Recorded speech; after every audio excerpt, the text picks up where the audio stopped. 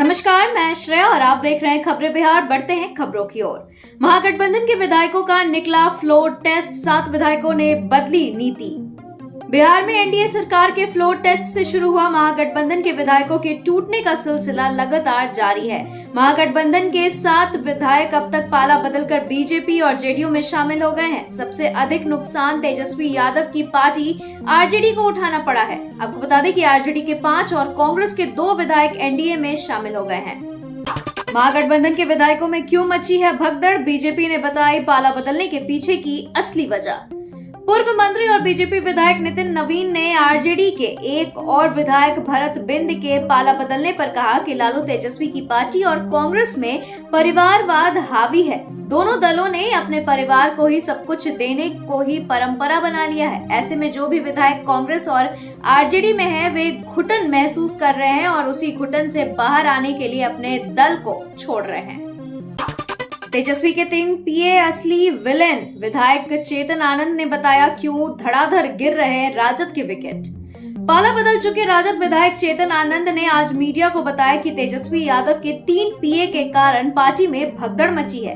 अभी तो सिर्फ 5 ही विधायक गए हैं, कई और का पाला बदलना बाकी है। पार्टी के ज्यादातर विधायक घुटन महसूस कर रहे हैं और उनमें से कई पाला बदलने को तैयार हैं। आपको बता दें कि चेतन आनंद ने ये भी कहा कि जल्द ही राजद के दूसरे विधायक भी बीजेपी और जेडीयू के साथ आएंगे। विधायकों के पाला बदल के बीच कांग्रेस एमएलए का बड़ा बयान। बिहार विधानसभा बजट सत्र के अंतिम दिन महागठबंधन के एक और विधायक ने पाला बदल लिया है। आपको बता दें कि उसके बाद अब कांग्रेस के विधायक नीतू सिंह ने कहा कि यदि भाजपा उन्हें आगामी लोकसभा चुनाव में अपना कैंडिडेट बनाती है तो उन्हें पाला बदलने में कहीं कोई समस्या नहीं होगी, यानी वो कांग्रेस का साथ छोड़कर भाजपा को ज्वाइन कर लेंगी। महागठबंधन में टूट को लेकर बीजेपी पर भड़के दीपांकर भट्टाचार्य लगाए ये गंभीर आरोप। विधायकों के लगातार पाला बदलने को लेकर विपक्ष आरोप लगा रहा है कि बीजेपी विधायकों को पैसा देकर पाला बदलवा रही है। सीपीआई एमएल के राष्ट्रीय महासचिव दीपांकर भट्टाचार्य ने कहा कि देश की सबसे बड़ी भ्रष्टाचारी पार्टी अगर कोई है तो वो बीजेपी है। उन्होंने कहा कि विधायकों को डरा धमका कर या पैसे का लालच देकर बीजेपी पार्टी में शामिल करा रही है। 73 साल के हुए सीएम नीतीश जन्मदिन पर वीआईपी चीफ मुकेश साहनी ने दी बधाई। मुख्यमंत्री नीतीश कुमार का 73वां जन्मदिन मनाया गया है। जी हां, जन्मदिन के मौके पर मुख्यमंत्री को लगातार बधाइयां मिल रही हैं और हर कोई उनके दीर्घायु होने की कामना कर रहा है। विकासशील इंसान पार्टी यानी वीआईपी के प्रमुख और बिहार के पूर्व मंत्री मुकेश साहनी ने मुख्यमंत्री नीतीश कुमार को जन्मदिन पर बधाई और शुभकामनाएं दी और ईश्वर से नीतीश कुमार के दीर्घायु और स्वस्थ होने की कामना की। गलत लोगों के संगत से दूर रहे सीएम नीतीश, आरजेडी विधायक ने कहा रैली में टूटेंगे पुराने सारे रिकॉर्ड। आरजेडी विधायक ने सीएम नीतीश कुमार को उनके जन्मदिन के अवसर पर बधाई देते हुए कहा कि उनको जन्मदिन की ढेर सारी बधाई और खुशहाल और ईश्वर से उनके दीर्घायु और स्वस्थ जीवन प्रदान करने की कामना करते हैं। लेकिन साथ ही साथ उनको सलाह देते हुए वह कहना चाहते हैं कि वो गलत लोगों के संगत से दूर रहें। बस इससे अधिक मैं उनके बारे में कुछ भी नहीं कहना चाहता हूँ। धनबाद में बोले पीएम मोदी, जिसने आपका पैसा लूटा उसे पैसे वापस करना होगा। पीएम मोदी ने कहा कि जो लोग आपके खून पसीने की कमाई लूट लिए हैं, जो गाढ़ी कमाई को लूट कर रखे हुए हैं, उन्हें जेल जाना पड़ेगा। जिन्होंने आपके पैसे को लूटा है उन्हें आपका पैसा लौटाना होगा। यह मोदी की गारंटी है। पीएम मोदी ने भारत माता की जय के नारे लगवाते हुए हेमंत सोरेन पर चुटकी ली और कहा कि यह गूंज जेलों तक पहुंचनी चाहिए। पीएम के बिहार आने पर राबड़ी देवी करेंगी बड़ी मांग, कहा अटल जी के सामने भी रखी थी अपनी बात, नहीं हुआ पूरा। राबड़ी देवी ने कहा कि पीएम नरेंद्र मोदी कल बिहार आ रहे हैं तो अच्छी बात है। हम पीएम मोदी से मांग करेंगे कि बिहार को विशेष राज्य का दर्जा दिया जाए। हम लोगों को शुरू से यह मांग रहा है। जब स्वर्गीय वाजपेयी जी भी थे तब भी हमने ये मांग की थी, लेकिन अभी तक वो पूरा नहीं हुआ।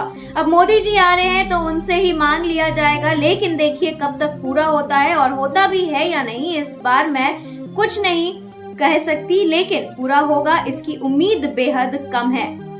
दिल्ली मुंबई सहित कई शहरों में रेड, 580 करोड़ रुपए ईडी ने किए जब्त। प्रवर्तन निदेशालय ने महादेव सट्टेबाजी ऐप मनी लॉन्ड्रिंग मामले में चल रही जांच के सिलसिले में 6 शहरों में हाल के छापेमारी के बाद दुबई स्थित हवाला ऑपरेटर की 580 करोड़ रुपए की सुरक्षा संपत्ति जब्त कर ली है और 3.64 करोड़ रुपए की नकदी और कीमती सामान जब्त कर लिया गया है। ताजा छापेमारी 28 फरवरी को कोलकाता, गुरुग्राम, इंदौर, दिल्ली, मुंबई और रायपुर में की गई। पटना जंक्शन पर चाकूबाजी की घटना से हड़कंप। टिकट चेकिंग के दौरान शख्स ने टीटी को मारा चाकू। पटना जंक्शन पर चाकूबाजी की घटना से हड़कंप मच गया है। जंक्शन पर टिकट जांच कर रहे टीटी को एक शख्स ने चाकू मारकर गंभीर रूप से घायल कर दिया। इस घटना के बाद पटना जंक्शन में अफरा तफरी का माहौल रहा। टीटी दिवेश कुमार सिंह पटना जंक्शन के प्लेटफॉर्म संख्या 2 पर रेल यात्रियों का टिकट चेक कर रहे थे कि इसी दौरान ट्रेन से उतरे एक यात्री से जब उन्होंने टिकट के बारे में पूछा तो उसने चाकू निकाल लिया और टीटी के ऊपर वार कर दिया, जिसके बाद पटना जंक्शन पर अफरा तफरी का माहौल हो गया। बिहार पुलिस के हत्थे चढ़े 13 तस्कर 51 मवेशियों की तस्करी कर ले जा रहे थे पश्चिम बंगाल। पुलिस को गुप्त सूचना मिली थी कि जमुई के रास्ते से 3 पिकअप और एक डीसीएम ट्रक में भरकर भारी मात्रा में मवेशियों को ले जाया जा रहा है। सूचना पर मलयपुर पुलिस की टीम ने पतोना चौक पर वाहन चेकिंग के दौरान सभी गाड़ियों को रुकवाने का इशारा दिया, जिसके बाद पुलिस को देखकर सभी तस्करों ने भागने की कोशिश की। हालांकि पुलिस ने उन्हें धर दबोचा। पुलिस ने बताया कि 51 मवेशी के साथ 13 तस्करों को गिरफ्तार किया गया। सभी आरोपी बिहार और झारखंड के अलग अलग जिले के बताए जाते हैं। बिहार में तलाक के बाद हस्बैंड वाइफ के बीच सुलह कराने की कोशिश पड़ी भारी। सन की पति ने वकील को सरेआम मार दी गोली। पति पत्नी के बीच तलाक के बाद उनके बीच सुलह कराने की कोशिश करना एक वकील को भारी पड़ गया। सन की पति ने तलाक कराने वाले वकील को सरेआम गोली मार दी और मौके से फरार हो गया। घायल वकील को इलाज के लिए अस्पताल में भर्ती कराया गया। घटना नगर थाना क्षेत्र के अमरथ नया मोहल्ला की बताई जा रही है। घायल हुए वकील की पहचान लोहरा गांव निवासी साकिब जफर उर्फ मुन्नू के रूप में हुई है। उत्तर प्रदेश के सहारनपुर में 12वीं कक्षा के छात्र की संदिग्ध परिस्थितियों में मौत। उत्तर प्रदेश के सहारनपुर में 12वीं कक्षा के एक छात्र की संदिग्ध परिस्थितियों में मौत हो गई। पुलिस ने शुक्रवार को यह जानकारी दी। पुलिस ने बताया कि राधा विहार कॉलोनी के रहने वाले उज्जवल शर्मा, जो कि 17 वर्ष के थे, उनकी संदिग्ध परिस्थितियों में मौत हो गई। पुलिस के मुताबिक मृतक के परिजनों ने नाबालिग लड़की और उसके परिवार व छात्र की हत्या का आरोप लगाया है। उत्तर प्रदेश के मथुरा में नाबालिग से छेड़छाड़ के दोषी को आजीवन कारावास की सजा। उत्तर प्रदेश के मथुरा जिले के एक विशेष अदालत ने नाबालिग से छेड़छाड़ के आरोपी को दोषी करार देते हुए आजीवन कारावास की सजा सुनाई और 32,000 रुपए का जुर्माना लगाया। एक अधिकारी ने शुक्रवार को यह जानकारी दी। वहीं विशेष जिला शासकीय अधिवक्ता अलका उपमन्यु ने बताया कि विशेष न्यायाधीश रामकिशोर ने बृहस्पतिवार को आरोपी नैना उर्फ लोकेश को आजीवन कारावास के साथ 32,000 रुपए जुर्माना की सजा सुनाई है। और अब बढ़ते हैं बॉलीवुड अपडेट्स की तरफ।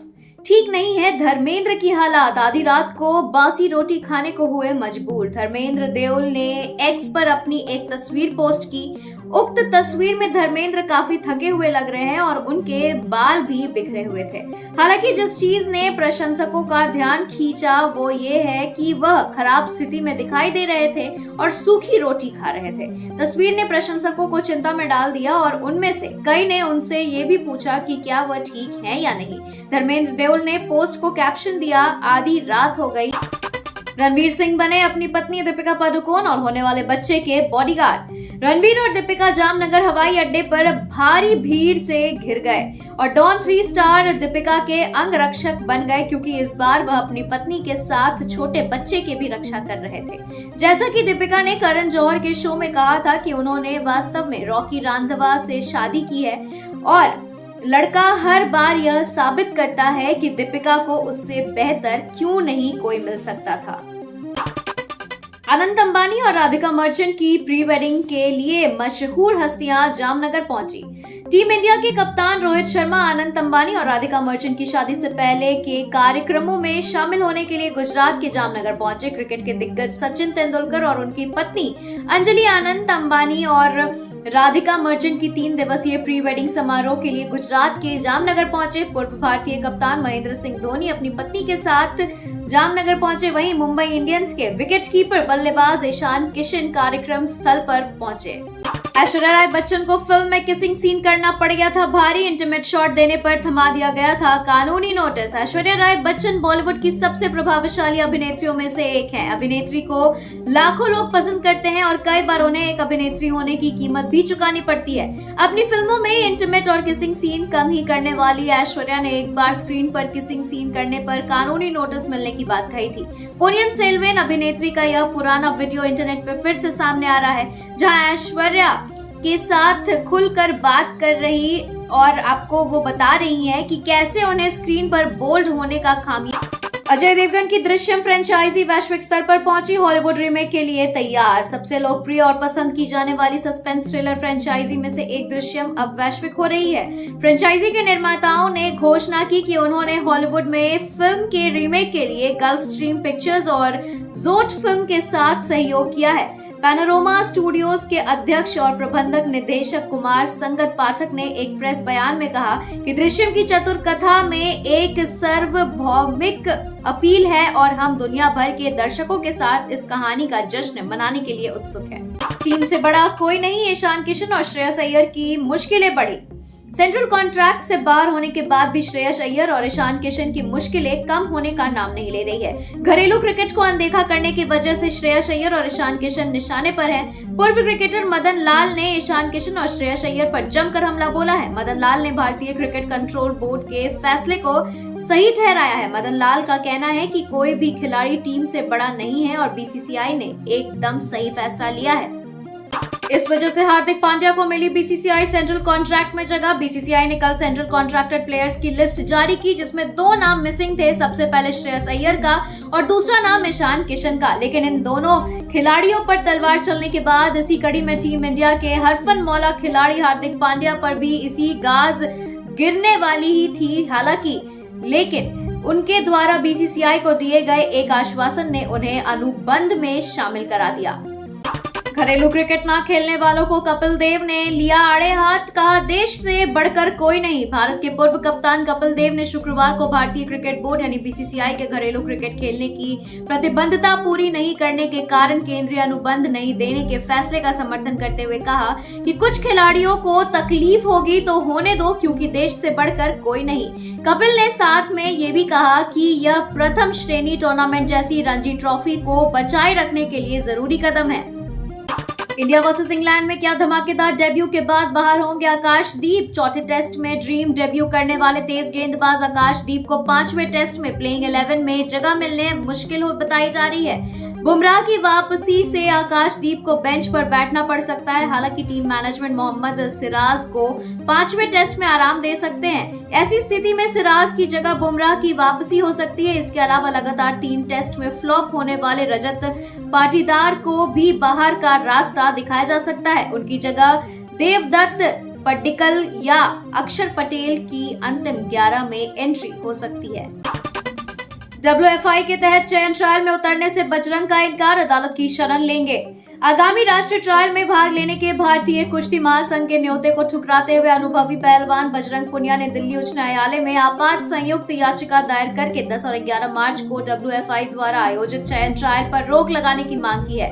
सूत्रों से पता चला है कि बजरंग, विनेश फोगाट, साक्षी मलिक और उनके पति सत्यव्रत कादियान ने बुधवार को अदालत की शरण ली है। खबरों के सिलसिलों में फिलहाल इतना ही। बने रहें खबरें बिहार के साथ। नमस्कार।